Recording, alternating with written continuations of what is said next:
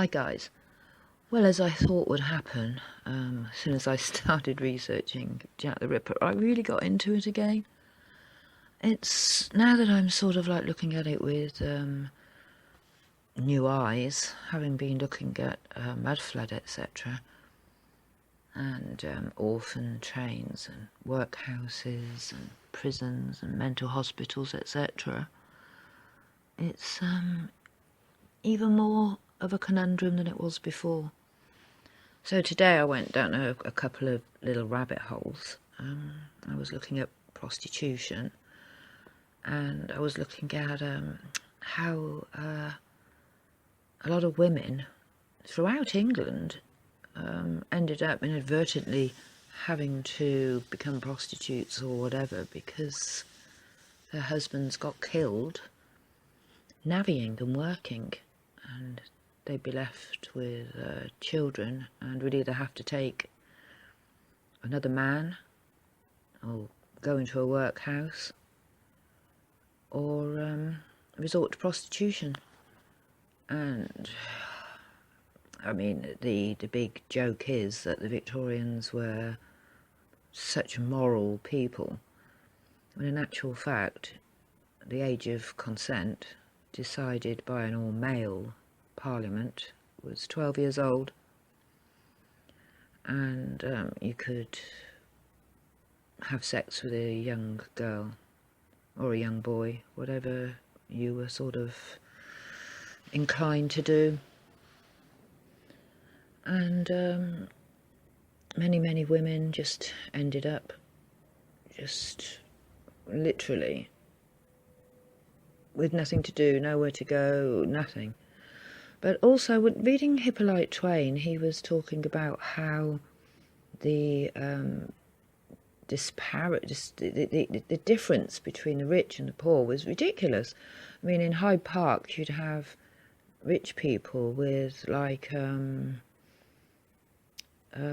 or 5 servants keeping horses, and also the rich people got very dirty. London was hugely filthy, and expected their clothes to be washed every 5 minutes. So, and they just chucked stuff away as well when it got dirty. If something was too dirty, it got thrown away. And every day, people would collect, washerwomen would collect the clothes to do the clothes, and there were people always stitching and washing and ironing. And there's an industry around keeping London's rich together. And if you weren't involved in that industry, you'd have to sort of get yourself involved in one of the other ones. And there wasn't that much. There were a lot of people, you know? And into this mix came these poor ladies, you know? Our 5 ladies.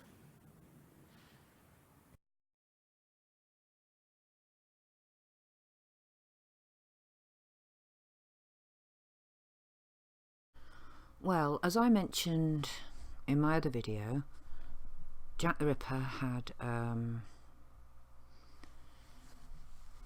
there were 5 canonical victims. These are the ones that they say were definitely killed by the hand of Jack the Ripper. There is some dispute about that, but we'll go into that later. Jack the Ripper had a modus operandi. So Mary Nichols, August 31st, 1888, Annie Chapman, September the 8th, Elizabeth Stride, September the 30th, Catherine Eddowes, September the 30th, and Mary Kelly, November the 9th. Yeah, but there were other women before who were sort of from the same area,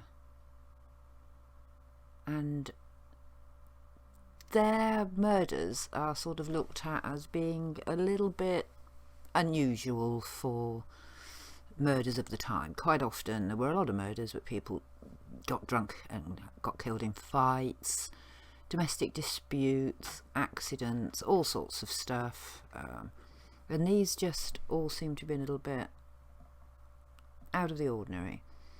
Now, Jack the Ripper had this modus operandi. He would strangle his victims, and then he would slit their throats from left to right and then lower them to the ground, and then he would remove any pieces of metal from their body, especially in the case of Catherine Eddowes. This was, and I think Hanny Chapman as well, but we'll look at this, and lay the jewellery almost ritually by the side of the body, and then he would attack in the sexual genital areas, the groin areas, and he would slash their bodies open and remove their entrails. In the case of 2 or 3 of them, maybe 4 of them, I'm not sure, the entrails were placed over the shoulder, and in the case of Catherine Eddowes, a small piece of her entrails were cut out.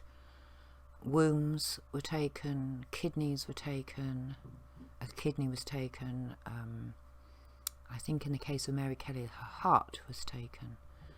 But we'll get to all that. So he had this, it was sexually motivated. That was the main,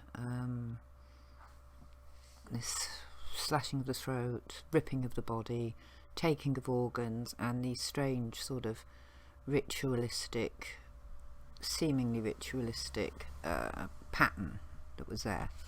So these are the earlier ladies. This is the first one, Annie Millward. So this was in February of 1888. Now she was a 38-year-old widow who lived in White's Row, Spitalfields. Now White's Row, gosh, I bet I haven't saved it. Let's have a look. No, what a shame. White's Row is literally just sort of the next row down, next street down from where Mary Kelly, the last proper Ripper victim, was killed.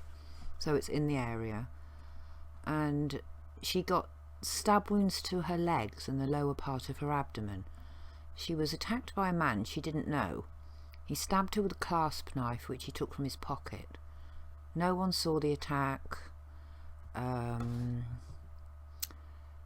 She got better after the attack and then dropped dead a couple of weeks later of natural causes. But he attacked her lower abdomen, yeah? Which was an unusual thing to do. She wasn't, well, she claims that she wasn't soliciting at the time or anything. She just was attacked, yeah? The next one, this lady, Ada Wilson. So this was in March 1888. So this lady was 39 years old, and she was in her house, and she was a dressmaker, so she was like a working, had a job lady in Mile End. Now Mile End is slightly off to the west of Whitechapel. It's a bit of a way, but if you lived in the district, it wasn't far, you know. So a little after midnight, she heard a knock on the door, and there was a chap outside, about 30 years old, 5'6" in height, with a fair moustache and a sunburnt face. He threatened to kill her, demanded money, and stabbed her twice in the throat. So it is probable, they say, that she was a working prostitute attacked by one of her clients. Who's to say that, as with his modus operandi, the killer didn't explore different neighbourhoods until he settled on one where the maze-like complexity of the alleys and passageways made for an easy and unobserved escape from the scenes of his crimes. So was he just sort of like sounding out the place?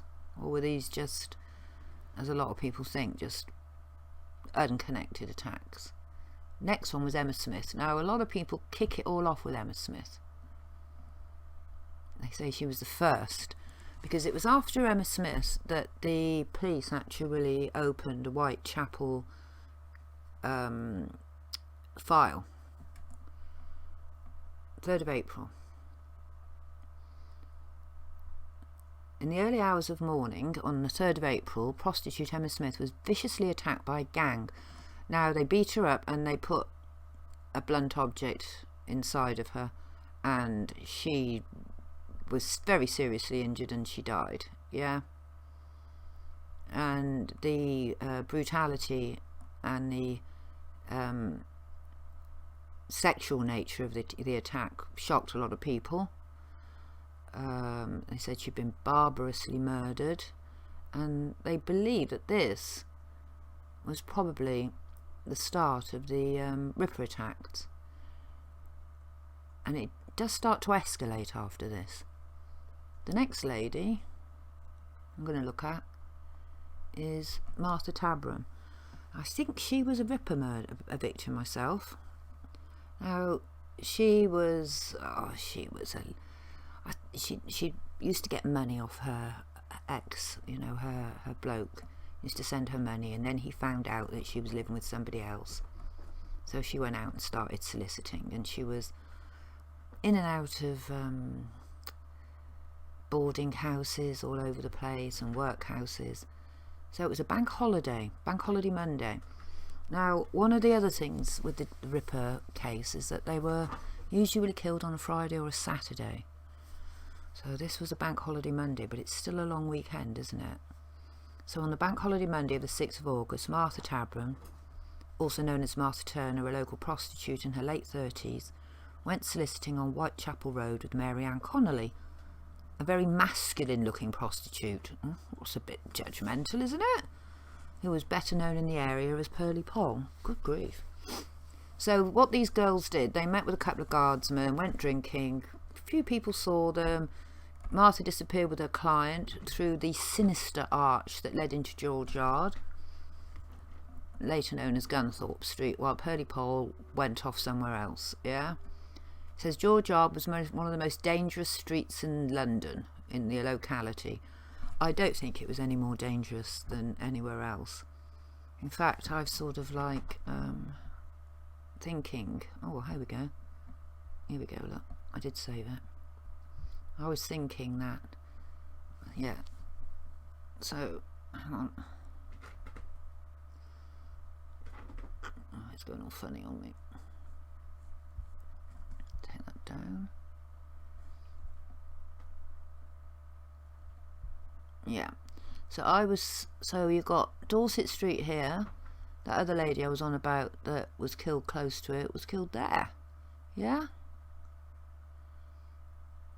So they were close. Mile End is up here somewhere, and George Yard is just here. So Martha Tabram, who we're discussing now, was killed there. Other ones were killed. One was killed here. One was killed here. So yeah, she's in the area. And George Yard was a very sort of tucked away place. So it offered a reasonable amount of privacy for quick sex acts known as four-penny knee tremblers. So everything was dark and all tucked away. Look at this arch here. That's not Victorian, is it? Look at that. See what I mean? George Yard buildings. These were old architecture.